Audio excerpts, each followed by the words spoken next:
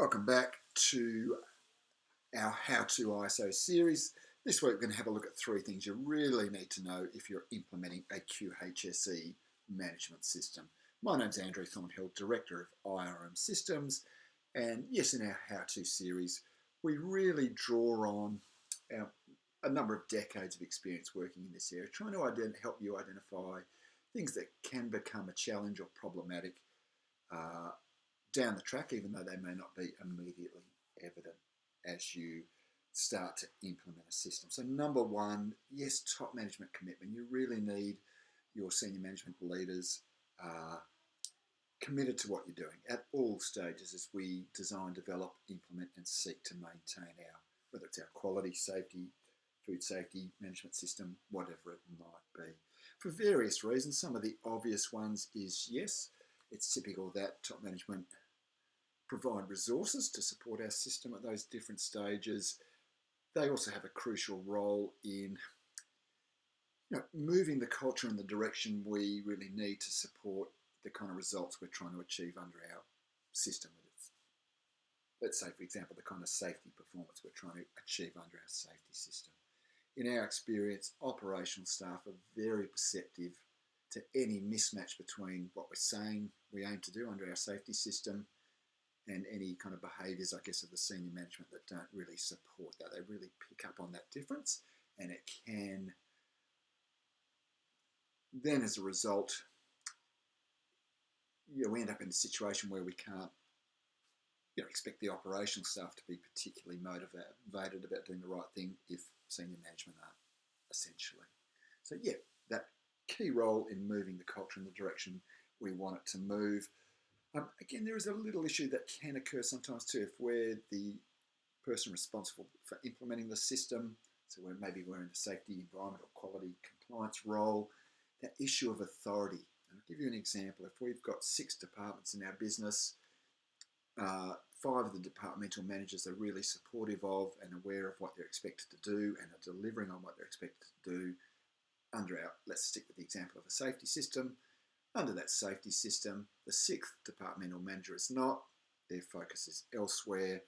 Now, if we sit lower than them and in the organisational chart and have less authority, that can then become a real problem. How do we encourage or ensure the accountability of that person? We may have limits on how far we can push that. Again, that's where the senior management obviously have more authority and can come in and say, counsel that person to say, yep, we do, it is your accountability and you do really need to deliver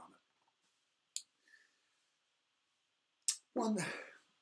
A situation we see a lot is organisations, particularly when they're new to the standards, it might be the quality standard, for example, we pick it up, here's a whole lot of requirements, and we get into a habit, which I want you to get out of really early, is we get into the habit of thinking the only way we can demonstrate meeting a requirement is to develop a document procedure of how we go about it, and then develop a number of documented forms that people have got to complete to demonstrate that we actually do what we're going to say.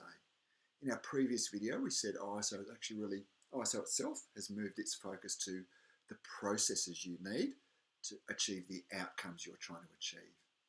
Now, I've sort of raised this issue in the How To ISO series a number of times because very often, it's not uncommon. A lot of our work at IRM Systems really comes about because we get called by organisations who are 10 years down the track. We've got an integrated management system and there's just so many documents. I mean, I've seen numbers of documents in the thousands. And we just can't, so a couple of things happen. Number one, too much documentation. From a people perspective, we simply overload people. And operational staff, in our experience, will simply go back to what they know. If you try and if we have too much of an overly documented approach. Again, we can run that risk that we're creating the system that is impossible to deliver consistently. So it creates a large administrative burden.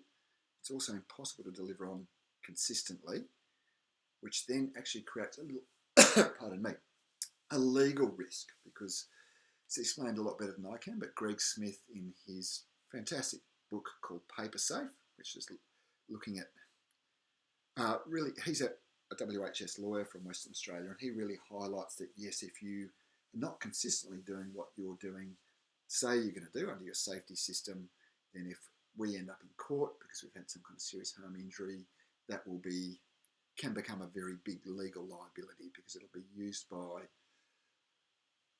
to demonstrate that you're not providing safe systems of work, essentially. I recommend Greg's book, and he explains that in a lot more detail than I can. But again, the last point there, I'm not an educational professional, but if you look at any learning model, documents are not seen as a particularly effective learning tool. So why do we put so much instructional guidance into documents? Okay, and really getting on the high horse a little bit, because I'm trying to save you from a very common outcome. If you start to think about processes, the effectiveness of those processes and the outcomes you want to achieve, you'll start to realise that documentation can be one of a range of control measures you might want to apply to your process. It's not the only way to achieve what you're trying to achieve. Number 3, part of my background and my training is in social psychology. So what we see a lot is when organisations develop a management system, again, we think, okay, what we need to do is develop a range of documents without realising that people are going to respond to these documented procedures. The bulk of them I've already mentioned if we overload people. But number 2, also what we say in those procedures. That can really affect. Maybe it's a little bit advanced, but it takes people a while to realise that. I mean, I've seen lots of people in a compliance role say, we've developed let's say a safe work procedure, we've inducted people in it, therefore they understand it and they should do it. Now that's a little bit simplistic, to be absolutely honest with you, and it's not really cognizant of how people respond to our system, if you like. So whether to get people participating, following the procedure, it's not a simple, I've written it, I've inducted them, therefore they should do it. There can be issues that within our culture that are quite difficult to detect and deal with, such as resistance to by that, people not wanting to change. Even, again, we see people, that kind of approach where here's a safe work procedure, I've developed it, I haven't really consulted it about it, I haven't got any input off you, I've told you what you've got to do. The reality is, it's not very motivating for people. Why would they want to be particularly, got to think of the right word, particularly proactive in that approach and often it's the workforce who've got the real expertise around the hazards and how they are best mitigated. Okay, so it's being a little bit long-winded here, but it's a lot more than just documenting the procedures and that makes everything effective. What you need to realise early is you're at the start of a cultural journey. Your systems are important. Over time, you need to start to develop an understanding too of how people respond to these systems, where you can get better at that as well. We hope today's session has highlighted some things you can really think about on your journey to developing your management system. Thanks for watching.